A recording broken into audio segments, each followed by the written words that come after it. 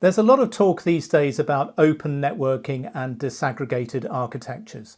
So what is Ericsson's views on such developments? Well, to find out, I'm talking today with Santiago Rodriguez, Head of Strategic Projects at Ericsson.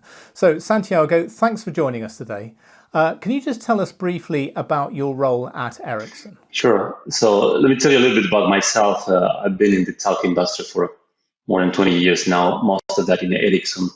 And I've lived through, or I've led a long list of software products in areas such as packet core or software-defined networking. And most recently, what I've been working with is with a lot of our customers in their transition towards cloud-native networks.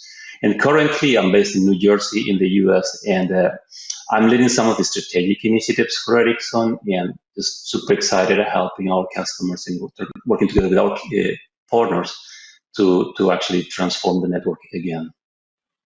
Open is a really big term in the industry right now. What does the term open mean to you, and how important is it? Well, openness is definitely very important. And when we look at how we operate in the networks today, we use open standards as a way to make sure that everything can interoperate, right? And everybody knows, or most people know, that Ericsson is a major contributor to the 3GPP standards. What a lot of people actually don't know is that Ericsson is also a major contributor to the O-RAN Alliance work groups. And Ericsson has made significant contributions to the O-RAN Alliance Service Management and Orchestration framework specifically, right?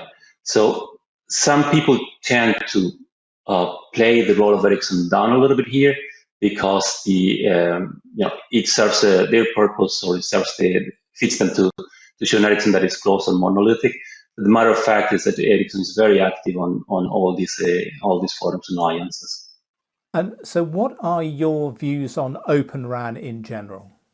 Open RAN is a hot topic. It's a very interesting area.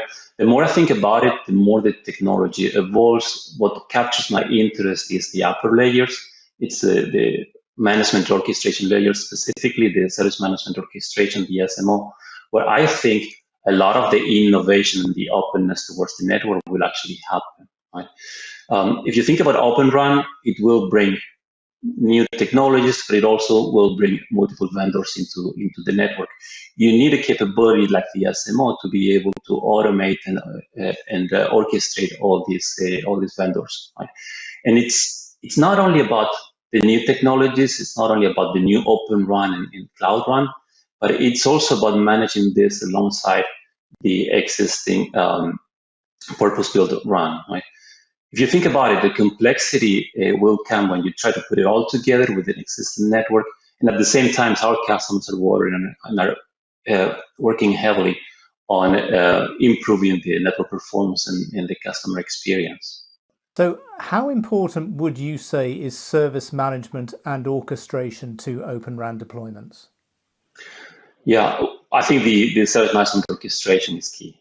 I think it's going to be a big enabler for innovation. What is going to happen is you're going to have your non-real-time RIC, your radio intelligent controller, that's going to expose a lot of network automation capabilities to the applications. So that combination of having an interface, this R1 interface towards the application with a software development kit, will create a great ecosystem around the service management orchestration.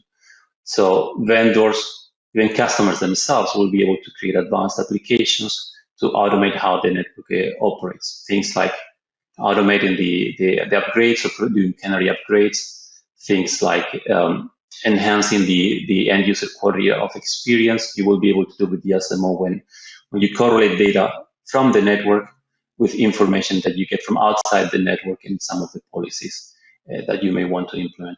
So for me, the SMO will be key. And it's also important to realize that it's not only about automating the operations of Cloud RAN and Open RAN, but doing this alongside your existing network, your existing 4G and 5G networks. Okay, absolutely. Great point there. With that in mind, what are the main challenges to the adoption of Open RAN technologies, do you think? Yeah, well, I think the main challenge will actually be real world deployment. The technology is fairly new, and most of the applications today are mostly experimental. It will not be until we see deployment at scale where we see all the real challenges happen. Thinking about it, or if you think about it, you will have new technologies, you will have new vendors, you will have a lot of complexity added by Open RAN in the early stages. And then the capabilities of something like the Service Management Orchestration will be key to automate this process. In most of the cases, it will not be the new technology, the issue, right? It will be making this work with the existing network and making this work in an environment where you're at the same time trying to improve your network performance and your customer experience and reducing your operational costs. And have you had any kind of feedback at all from customers on service management and orchestration? What does it mean for the network operators? Yeah, so I would say the most interesting thing is that when we talk about the Service Management Orchestrator, the conversation very quickly goes into the existing networks, right? It's not only about what we can do with Cloud Run and Open Run, but it's also about how can we automate, how can we simplify the operations how can we solve the problems that they already have today, right? And that's where this capability of using the service management orchestration across the entire network will be important. At the end of the day, these applications, the odd apps that run in the service management orchestration, they will be so much more effective if they can deploy or if they can impact the entire network. Okay, I mean, these are absolutely critical considerations for operators as they think about these new kind of architectures. So, Santiago, thanks very much for highlighting these developments with us today. Thanks for joining us. Thanks for having me.